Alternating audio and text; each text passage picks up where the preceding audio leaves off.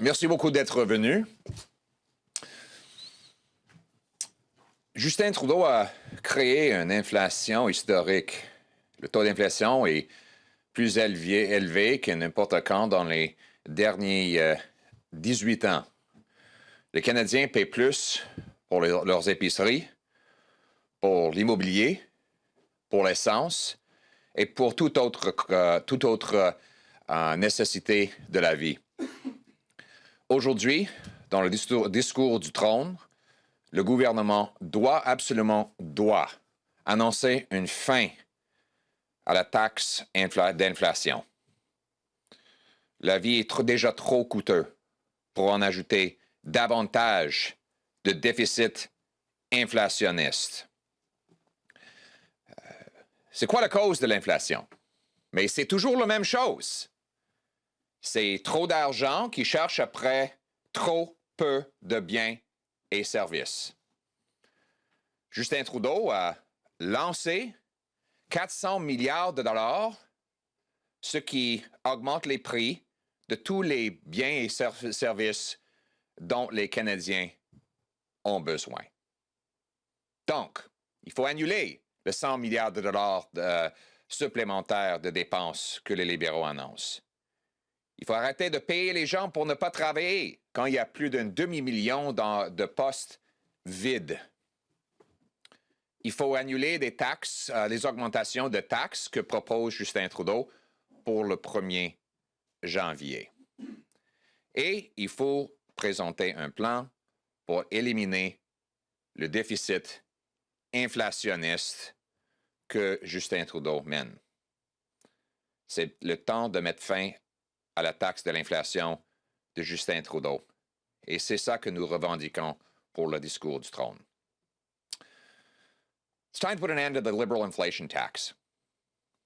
Inflation's at 4.7%, an 18-year high, 2.5 times higher than wage growth, and 2.5 times higher than the Bank of Canada's 2% target. What causes inflation? Well, it's the same thing every time. Too many dollars chasing too few goods. Trudeau's thrown out almost $500 billion into the economy, competing for scarce goods and driving up the prices. Price of housing up 1/3, which drives the wealth gap, as it makes rich mansion owners wealthier while preventing working-class renters from ever owning a home. Gas is up 41%. Now, obviously, oil prices are determined internationally, but our weak dollar is the result of too much money printing, which means that our purchasing power of international commodities is weakened. The price of food is higher as the government has layered on new taxes and red tape for our food-producing farmers. In other words, the cost of living is driven by the cost of government. Who knew? When you spend more, it costs more. And when Trudeau sent out that $500 billion, it bid up the price of goods, making life more expensive for everyday Canadians. In today's speech from the throne, Liberals must end their inflation tax. Now, there are a number of practical steps they can do to achieve that. Eliminate the $100 billion slush fund of additional spending that they have proposed. Put forward a plan to phase out the deficit. Stop paying people not to work. And re-sign the Bank of Canada's mandate to keep inflation low and to stop printing money. In other words, make more, cost less, paychecks, not debt. Thank you very much. All right, Mr. Poilievre, Bill Curry here from the Globe. Question, the Finance Minister has a bill on the notice paper for later this week, presumably to implement the announcement she made in October about the $7.4 billion in extensions of wage and rent subsidies on a more limited basis than what was in place before. The NDP says they're not going to support that. Is that something that the Conservatives would support? Well, obviously, the Finance Committee would have to be reconvened in order to consider a finance bill. We also want to examine the news that FinTrack has found organized crime has used these government benefits to profit itself through criminal fraud. And we want assurances that the government will no longer pay people not to work when we have 500,000 vacant jobs and businesses can't find workers to operate their facilities.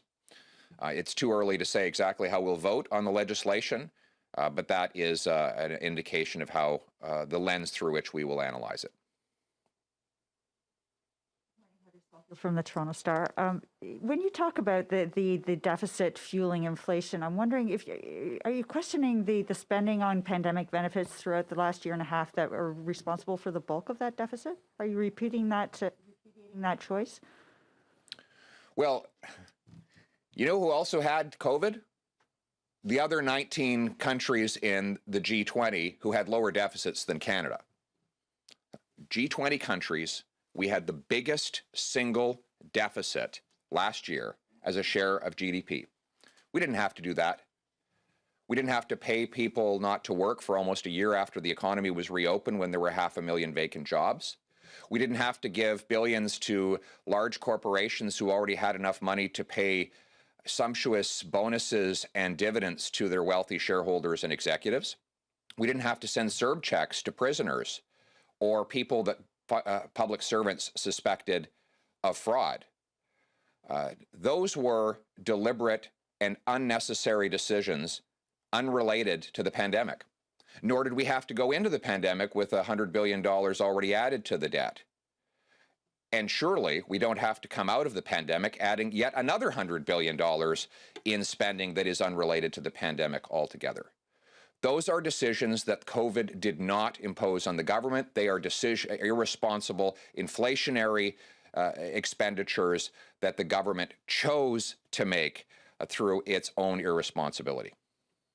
And if I can just follow up, in demanding the elimination of the deficit, I mean, during the campaign, that was a 10-year horizon, which wouldn't show up in any kind of fiscal document anytime now. Are you suggesting that should show up faster than 10 years and that it should be in the next budget or the next fiscal update? We're saying that the government should stop pouring inflationary gasoline on the fire. You've already got 4.7% inflation, the highest in 2 decades. Why add new inflationary spending to that when Canadians already can't pay their bills? I've given some specific examples of how they can eliminate the inflation tax. One is to cancel the $100 billion slush fund that they've announced. 2, stop paying people not to work when there's 500,000 vacant jobs. 3, go through line by line of the budget to find more examples of liberal waste. 4, stop paying money to organized crime and fraudsters through loose, uncontrolled spending programs. All of those things would help us counter the liberal inflation tax and restore an affordable cost of living to Canadians. Catherine Lévesque, La Presse canadienne. Bonjour, Monsieur Poilievre. Je voulais revenir à la question de Bill au sujet de ce projet de loi que Mme Freeland devrait présenter dans les prochains jours. Votre chef, au mois d'octobre, s'était dit satisfait que les libéraux reconnaissent l'importance de diminuer les dépenses. Donc, est-ce que le Parti conservateur est d'accord avec le principe qu'il faut réduire l'aide en temps de pandémie? Oui. Est-ce que vous allez voter pour ce projet de loi? Ça, c'est une question différente. Nous allons regarder le projet de loi, pas simplement les communications de presse que les libéraux, la rhétorique que les libéraux font. Nous voulons savoir qu'il y ait de protection contre la fraude.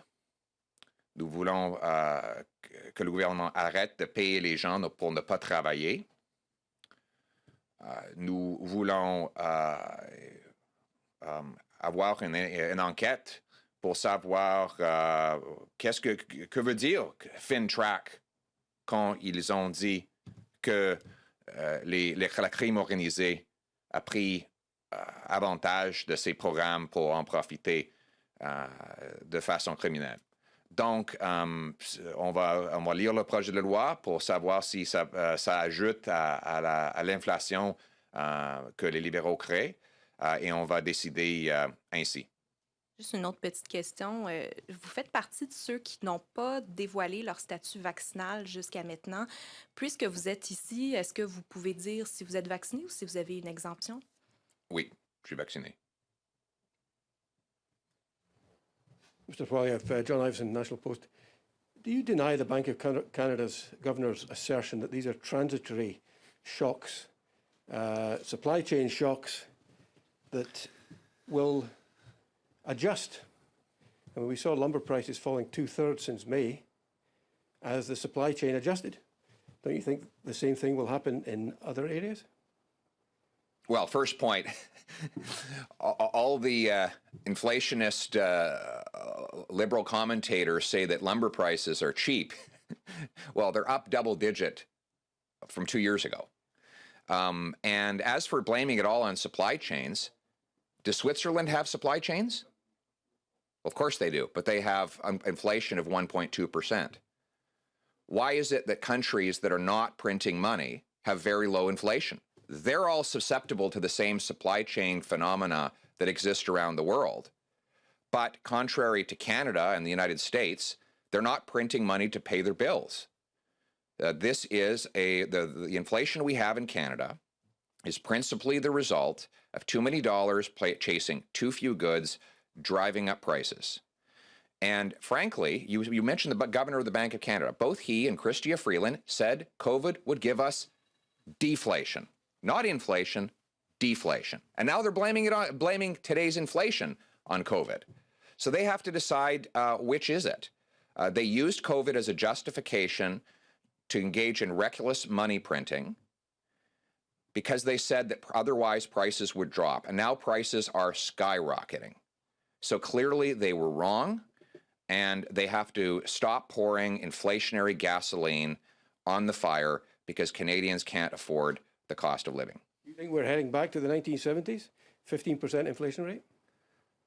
I don't know what's going to, all I know is I can't predict what the inflation rate is going to be precisely, but I do find it interesting that we're following exactly the same folly that both the US and Canada followed in the 1970s.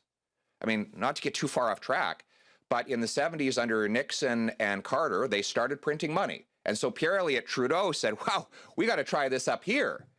And we got runaway inflation of 12% in Canada, a misery index of 24, and eventually interest rates of 20% on Canadian mortgage borrowers. I'm not predicting that anything about the future, but I do learn from the past. And the past has proven that when you print money to pay your bills, you drive up the cost of living, you increase poverty and the wealth gap, and that is exactly what has begun to happen. We have time to turn the ship around, but we have to start now. Today's speech should be the turning point. The government should announce an end to the inflation tax. Hi, Mr. Poilievre, David Thurton from CBC News. It's very good to see you. So you told my colleague in French that you are double vaccinated. Mark Holland, the House Leader, was saying yesterday that there are a number of exemptions in your caucus and that they are that's statistically unlikely. He didn't really tell us how many people in your caucus are exempted. So I'm just wondering, what's your response to that? Are there a number of exemptions that your colleagues are, saying that they have? And if you just want to respond to what he said. Do you want me? Sorry, I was going to go in French, but yeah, listen, Mark Holland's not a doctor. What he is a politician, and the only thing he's trying to accomplish is to distract people from his inflation tax. I mean, the number one issue facing Canadians that the people want addressed in this speech from the throne is the skyrocketing cost of living. Liberals who have caused that crisis now want to distract from it by talking about everything else under the sun. And I reiterate, the Liberals must announce a plan to end the inflation tax in today's speech from the throne. That's what Canadians and Conservatives are demanding. Mais Mark Holland veut distraire les Canadiens de la taxe inflation. Le coût de vie augmente plus rapidement que dans 2 décennies. Et évidemment, les libéraux ne veulent pas en parler parce que c'est leur politique qui le cause. Donc, nous revendiquons que le discours du trône aujourd'hui mette fin à cette taxe de l'inflation et ces déficits inflationnistes. Just a quick follow-up. Believe me, I don't want to keep asking you these questions about how many people are vaccinated. I'm sure you do, but no, yes, I go don't. on. I really don't. But so can you put it to rest? How many of your MPs How are would I know? vaccinated? And the exemptions. Are there any Conservative MPs that have exemptions? How would you expect me to know that? You think I'm going to pick up the phone and distract from my work fighting inflation to call every member of Parliament and ask them that question? You're falling into the Liberal trap. They don't want to talk about their inflation tax. They want to talk about anything else. And so Mark Holland can pretend that he's a doctor when really all he is a spin doctor who's trying to avoid taking responsibility for the hundreds of thousands of 28 and 29-year-old Canadian kids who can't afford a house and are stuck in their parents' basement, or for the single mother who takes a walk up and down the grocery aisle and realizes she can't afford to put nutritious food on her children's table, or the working class guy who pulls up to the gas station and only fills up a quarter tank because he can't afford to pay the rest of the costs. Liberals don't want to talk about those people. They want to talk about anything else. And that's the only reason Mark Holland made those comments. Mr. Poilievre, Steve Shear with Reuters. The Bank of Canada said that it won't begin raising interest rates before April. Most economists forecast it'll be more toward the middle of next year. Do you think that's too late? Not my place to say. I have only You're talking about how concerned you are about the inflation tax. Yeah. And one of the levers, well, the main lever used against inflation is interest rates. So I've only commented on the Bank of Canada's fiscal policy, not monetary policy. And you would be correct in pointing out that the Bank of Canada is not supposed to be involved in fiscal policy. Unfortunately, the Liberals have politicized the Bank of Canada to use it as a printing press to fund their inflationary spending at a great cost to Canadian consumers. The cause of inflation is large deficits that are sending roughly $500 billion competing for scarce goods and driving up prices. The solution is to end the inflationary deficits, and then the Bank of Canada wouldn't be printing the money and driving up prices in the first place. Frankly, these deficits are leading to a higher inflation, and they risk leading to higher interest rates down the road. And that would be a disaster for our heavily indebted country. So just as a follow-up, the Bank of Canada says it's more supply chains and energy that's driving up inflation. And so I'm just wondering, do you disagree with that? And do you agree with the monetary policy that the Bank of Canada is implementing right now?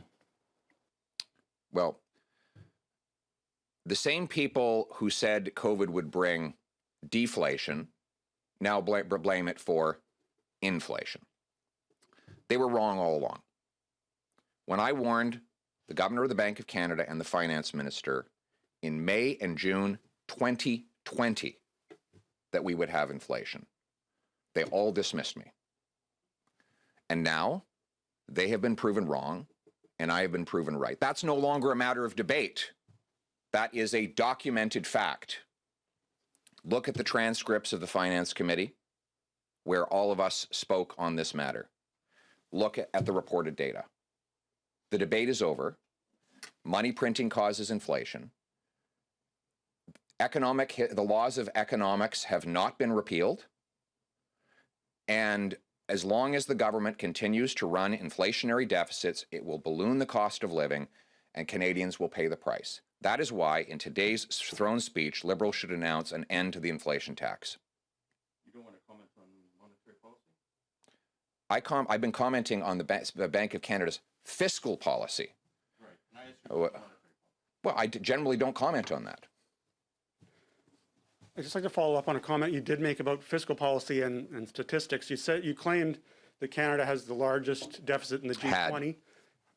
Okay, now you're saying had. That was my issue, because from my understanding from your report, from your office, you're citing a report from the early days of the pandemic. That was an IMF estimate that the IMF has since revised several times. Yeah. And the deficit is actually below the G20 average. So why do you keep using this old, out-of-date projection as your key fact? Well, because because inflation is lags after fiscal policy, and it's true that we had the biggest deficit in the G20. It was 16% of GDP. It was bigger than at any time in the post-war period, and bigger than what was necessary in order to respond to the pandemic, and bigger than the vast majority of our competitors around the world. Stephanie Taylor with the Canadian Press. Do Conservatives believe, or do you believe at this point, the government should be providing any COVID-19 benefits to anyone? And if you do, can you please get into specifics, like which individuals, which sectors should, if the government in your mind should still be providing COVID-19 benefits? We think there should be some narrowly targeted assistance for sectors that are subject to severe restrictions on their operations. Examples of what those sectors might be in your mind? Tourism and hospitality. Stephanie Levitz with Toronto Star. Also, just in the example score, what do you consider the slush fund? What are the things that you feel the government specifically ought not to be spending any money on right now whatsoever? Well, they announced in the previous budget another $100 billion of spending that would go on after COVID. The COVID crisis is behind us. We don't support that.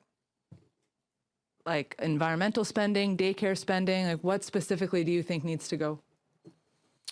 Again, we believe we should get back to normal pre-COVID levels of spending.